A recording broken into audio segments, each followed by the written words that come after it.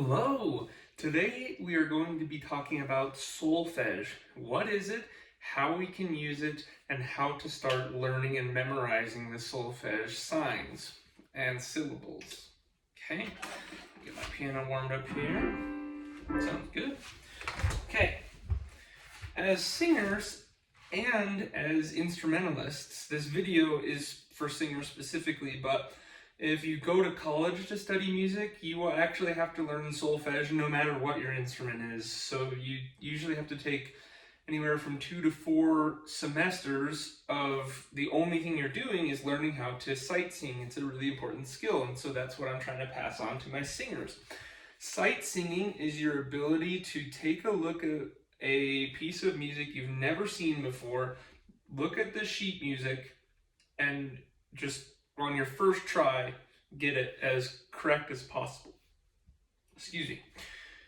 To do this takes years of diligent practice, just like you practice your scales and your warm-ups and your exercises that I give you during our voice lessons. Being able to sight sing is awesome. It is not critical that you become a master of sight singing if you're just taking voice lessons for fun.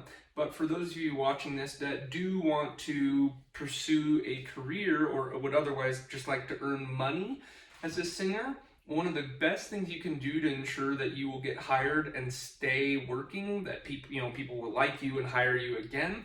It's hard enough to get hired. It's even harder to get hired and then get rehired because they like you.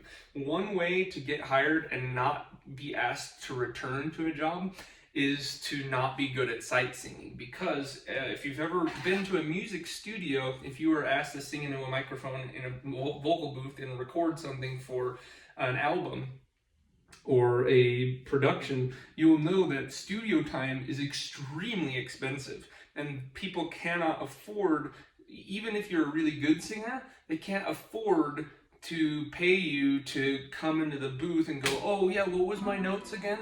So the system of solfège was developed to help people learn music. And a little history lesson for you is that solfège has been around for over 1,000 years. There was, before we had staff notation, which is our modern sense of like bass clef and treble clef, and we can read the notes, that didn't always exist. Go figure. That is actually a relatively recent in the history of music. That's actually sheet music is really new. It's like an infant. There's archaeological evidence of there being instruments that we've found that human ancestors have made out of bones. There was a flute. It was very obviously a flute. Like if you see a recorder and you see the dots that are lined up together and you can like blow into it. And it's like they weren't guessing it was a flute. Like it is a flute, and they found it in Germany. I think this was in the 2000s or early 2010s. Group of researchers in Germany and France, that area, they found this bone flute. So we've been playing musical instruments for tens of thousands of years, and we've been singing for probably a lot longer than that. I would venture to guess that as soon as our human ancestors developed the ability to use our larynx to communicate, or we think of our Neanderthal, me like fire, that sort of thing happened first, but I bet people were singing. If you go to the Middle East, you'll notice that a huge part of communities that are centered around Islam as the main religion, they will have the call to prayer. In many parts of the world, the call to prayer is something that is like you would just set an alarm on your phone. Like in an America type country, a lot of people who practice Islam will just have 5 times a day. They just have these alarms set, and when the alarm goes off, that's supposed to signal for them to get on their prostrate themselves and pray. That's a part of their really beautiful worship practice. Well, if you go to the Middle East, in a place where Islam is like the primary religion, they have these towers and they have these singers that are professional singers, specifically trained in these Islamic communities. Not professional in the sense of like they went to an American conservative. These aren't like Juilliard people. They have their own traditions, their own training, their own technique, etc. And they're really amazing singers. And you'll notice they come, so the call to prayer sometimes comes over loudspeakers in the more modern developed world, but there are still parts of the world where they have these singers that they'll just get up, and what they're singing isn't just like the Beatles. What they're singing is essentially they're singing, if I recall correctly, and I'm not Muslim, so I don't trust me as an authority. My understanding is what they're singing from these posts to the whole community for the call to prayers. They're singing verses from the Quran to inspire people. Hey, in our religion, there are 5 times a day where we need to get down and begin praying. Those of you watching that come from a Christian tradition may find that a bit strange in the sense that, well, why does it have to be like that? Like, can't I just pray whenever I want and no one's stopping you? But I think it's really cool that in Islam they do that. So, any case, we need to be able to recognize that we've been singing for a long time, and the whole reason I went on that tangent is to demonstrate the many beautiful ways that human cultures over thousands of years have developed ways to teach people to sing, and the way that I teach people to sing tries to honor that. So one of the things that I try to do to honor our ancestors that gave us the music that we love and perform today is through solfege. Solfege is a very simple system to learn. I have 5-year-olds that I'm teaching right now that I'm teaching solfege, and they do just fine through osmosis, and I don't do an academic, here's my footnotes or here's my citations. No, you can just start singing solfege. Do, re, mi, fa, sol, la, ti, do, ti, la, sol, fa, mi, re, do. Solfege is a system that teaches us how to interpret and synthesize relationships in music. So a musical tone is, or a note, we could call a pitch. You may have heard that. If you hear a singer that someone describes a singer as being pitchy, what they're saying is that they're supposed to hit this note, ah, but if they're pitchy, it's kind of a little too high or a little too low.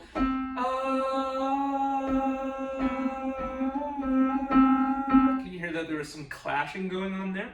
So solfege is a system that teaches us to use our ears and our body and our muscle memory to commit to muscle memory those pitch relationships. So a single note on the piano or a single note sung by the human voice we would call a pitch. Middle C on the piano, C4. If you have a piano with you, you can look at the very bottom. If you have a full key, 88 key piano, the lowest note you can play is A. We call that A0. The lowest C you can play on the piano is C1. Then C2, C3, and C4, middle C. When we have notes that sound the same, like this, ask yourself, and be honest, because it's okay if you don't, but can you hear that these are all the same note? All of those are the same, belong to what we call a pitch class. Like if you go to school, or if you remember going to school as a child, you'll remember that there are classes you go to. There's history class, there's math class, there is gym class, PE, there is calculus and social studies and literature and theater and art, etc. You get what I'm saying. So you can think of a pitch class as just a collection of notes on the piano or with the human voice that belong to the same grouping. So we call this pitch class C. Can you hear how those are all C? Some of them are very low, some of them are very high. For the purposes of solfege, we need to be able to determine which of the pitches we're playing on the keyboard, which of those pitches could we call do. Do, if you remember Julie Andrews in The Sound of Music, do, a deer, a female deer. Okay, you can hear that that is like the home bass note. In the world of classical music, we would call the home bass note tonic. Not like the alcoholic beverage gin and tonic, but tonic as in tone, a tone, tonic. Let me demonstrate. This would be tonic, and you can go away, if we're on home base playing baseball, you can go away from the tonic.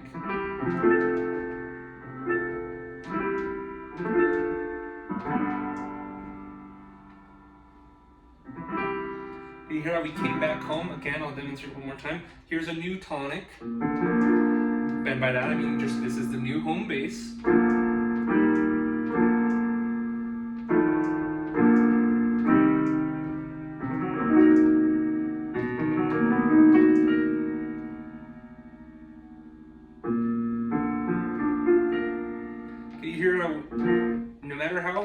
we strayed from the path.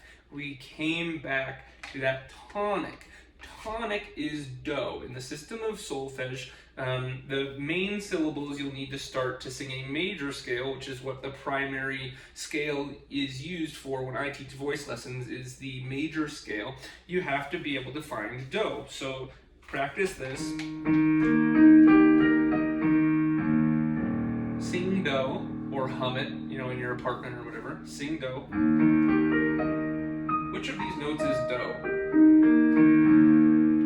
Okay, I'm going to give you the answer. It's this one. Do. Were you right? Were you correct? Let's try a different one.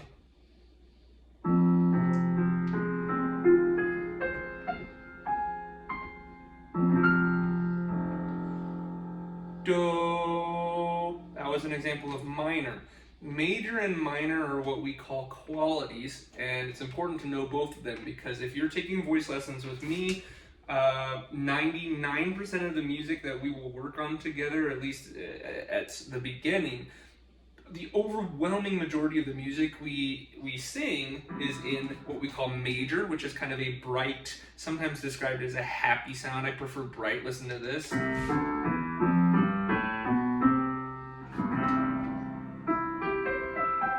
It's bright. It sounds like a sunny day. Okay, and most of the music we sing is either in major or minor, which sounds like this. We're going to start on C again. This is still do, but instead of major, it's going to be do me, which is another solfege symbol. Can you hear the difference? It sounds a bit more cloudy. Not necessarily sad, but definitely not as bright. Right, let me demonstrate that again. Here's a new do. Sing do.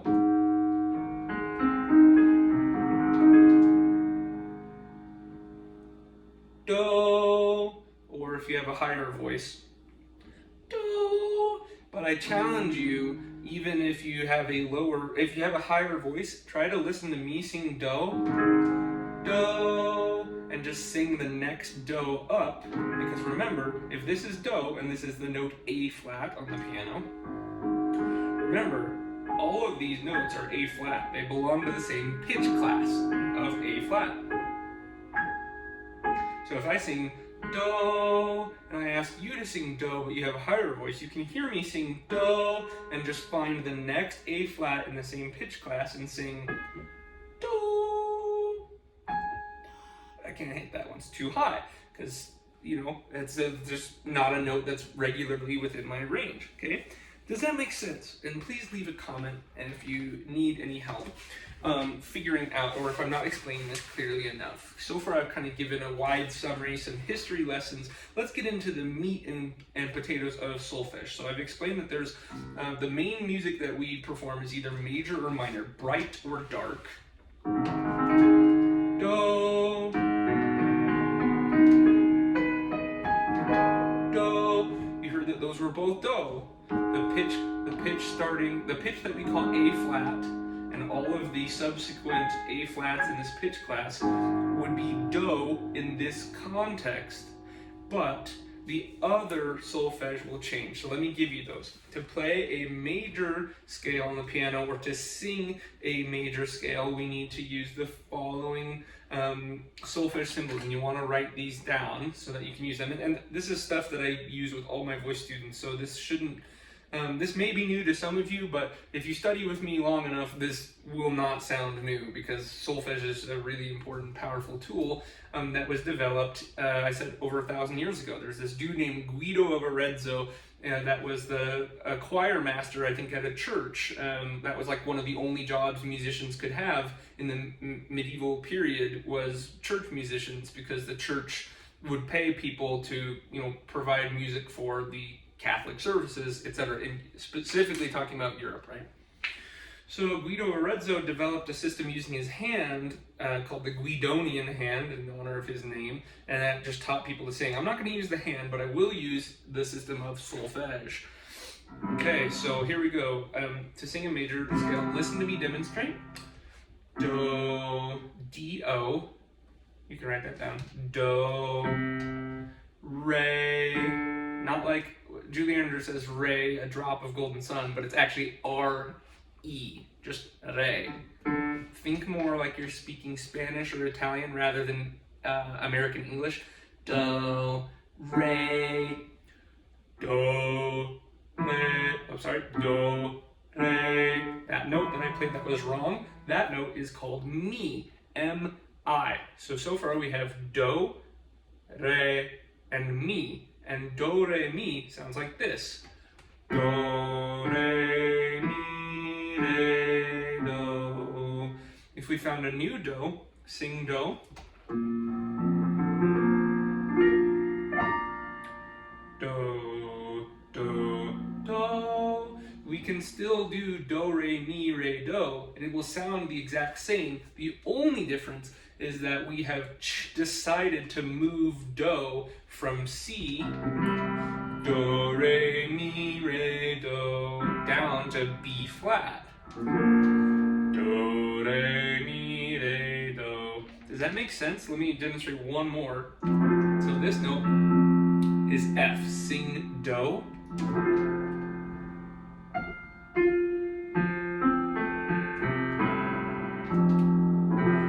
Do. And then sing do, re, mi, re, do together.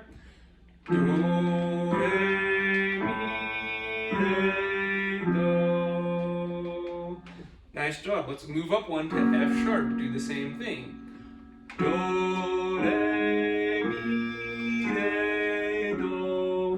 One of my favorite singing exercises that I will give to you during our voice lessons is combinations of solfege patterns, but instead of saying the solfege symbols, once you learn the contour of the melody, because again, solfege isn't about just like a random set of syllables. The point is that do has a relationship to itself. These are all do. Now once you know do, then you can say, then re will always sound the same no matter what note you start on.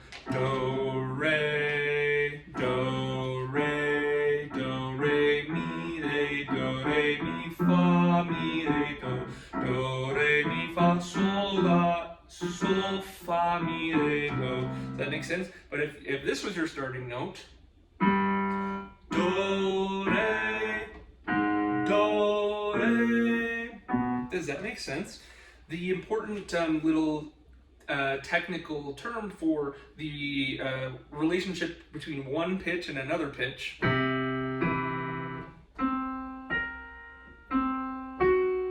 we call a relationship with a starting note and a note that's higher or a note that's lower. We can identify a relationship between those two pitches, and we call that in music an interval because of some sciencey terms that are too complicated for the purpose of this video.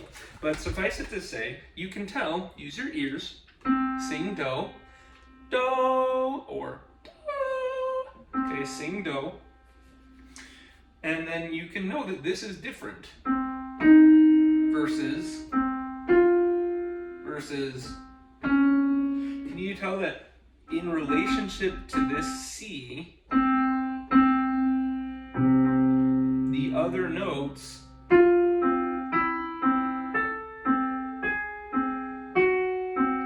they have different intervals, and in order to figure out solfege, you need to understand which type of intervals allow you to form scales. A scale is like the bedrock of European traditional music, and it's not just Europe. You know, it's just the scales that I'm going to teach you in our voice lessons derive from European musical traditions. There are different scales, such as the Pentatonic Scale, which is much more heavily used in traditional music of East Asian cultures, such as Korea, Japan, and China, and Vietnam, and Laos, etc. And there are the subcontinent of India has an entirely different musical system of scales that we don't even really learn unless you go out of your way to learn it in America. So when I say Western, I don't mean that it's better than other systems. It's just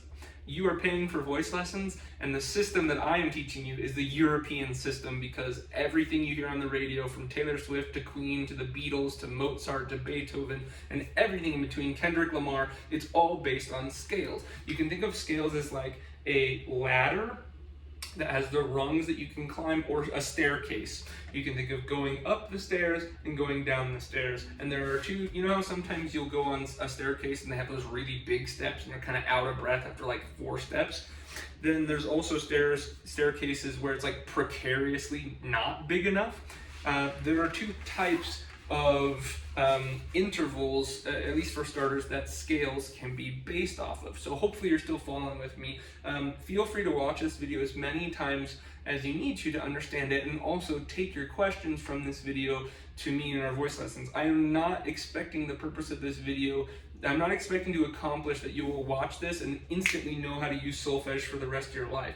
This is simply an introductory lesson with a lot of tangents to describe some things that I think are important about how we can learn solfege to our benefit. So solfege syllables, for now, we'll be only talking about whole steps and half steps. If you're looking at a piano, you'll notice that the piano is organized with white keys and black keys. And if you don't have a piano at home, look up a picture of a piano on your computer, on your laptop, on your smartphone, and you'll see there are 2 black keys, 3 black keys, 2 black keys, 3 black keys. It's a pattern. It's not random. It's a specific pattern. And then when I teach piano lessons, the first note I'll teach people is middle C, or C4. Remember I said the lowest C you can play on the piano is C1. You cannot play C0. The note exists, but you can't play it on a piano. So that's C1, C2, C3, middle C. So if you hear me saying a letter with a numeral in our voice lessons, like, oh, sing F4, that's F4, because it's the 4th F that's playable on the keyboard. That makes sense? So let's just say we start on Do. So sing Do. Do. Do is the most important of all of the solfege syllables, because the relationship that allows us to learn solfege effectively requires us to have a firm understanding of what Do means, which again is tonic, and that you can go away from Do. But at the end of the day, you would never finish a concert like that, right? You would never go, thank you everybody, have a good night. No, you need to finish it. You have to go back to Do. Music is a system of tensions that are resolved in creative ways that trigger happy chemicals in our brain. So you can start on Do or tonic, and you can go away.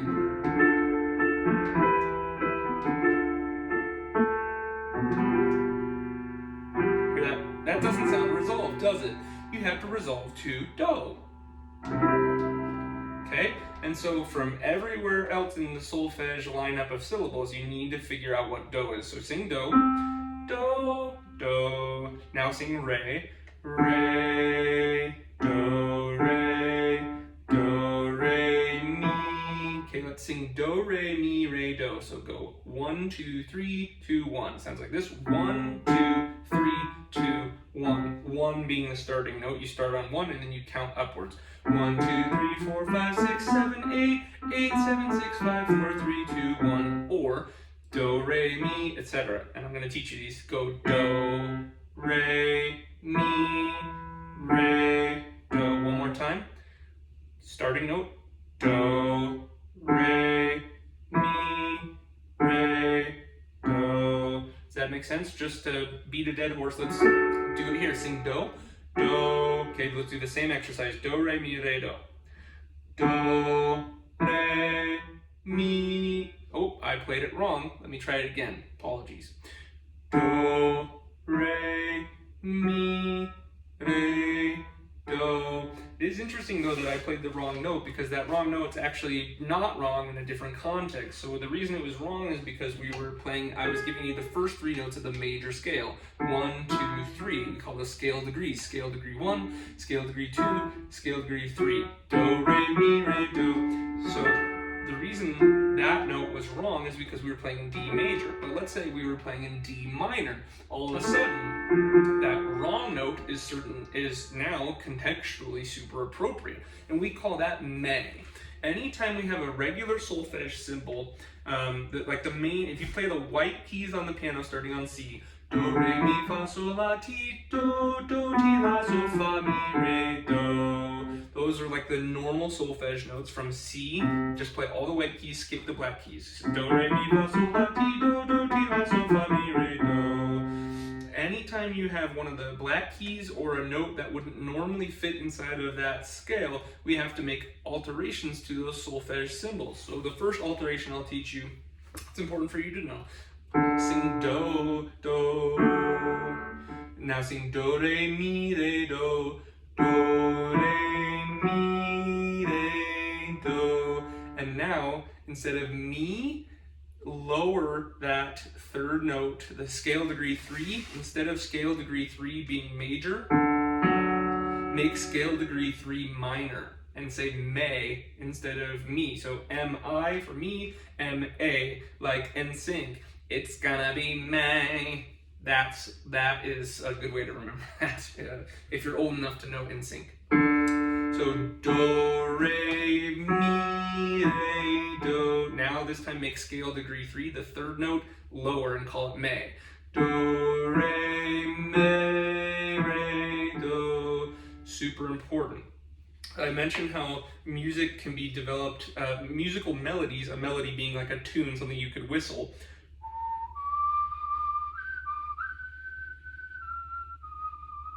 What song was that? It was Amazing Grace. You know that because you recognize the melody. A melody is a piece of music, is the part of music that you would like whistle or hum along to that you recognize and that you would call pretty. Oh, that's a pretty melody. That's an interesting melody. So melodies are based off of scales. So how do we build scales? We build them off of intervals. Do you remember what I said about what an interval is? It's when you take a pitch and you define a relationship with a different pitch.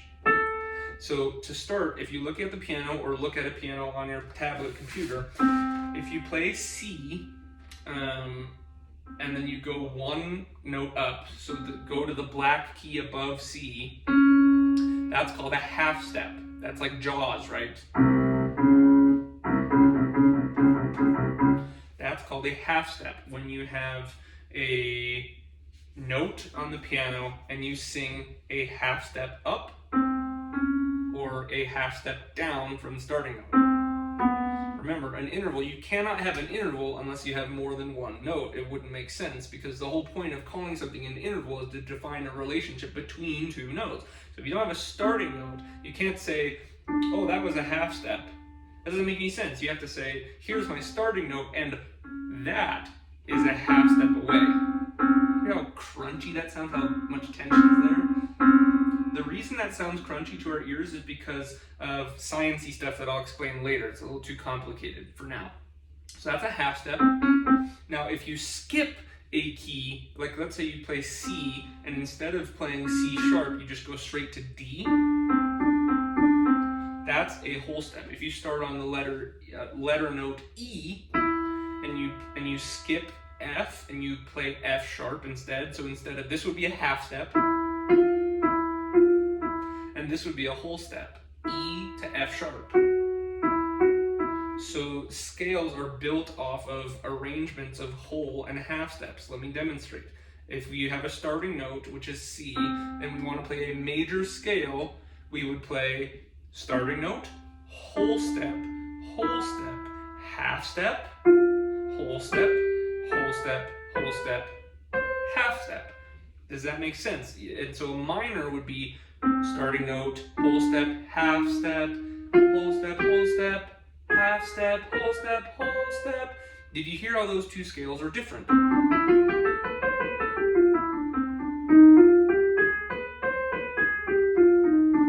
Because they had a different, we started on the same note, C, but the combination of intervals that we used for whole and half steps were different. So that's an introduction to solfege. Sing with me, sing do. Do, re, mi, fa, sol, la, ti, do, ti, la, sol, fa, mi, re, do. Once you've watched this video, you should be ready to come to voice lessons with me and we can learn more. But hopefully this helped, and let me know if you have any questions. Thanks.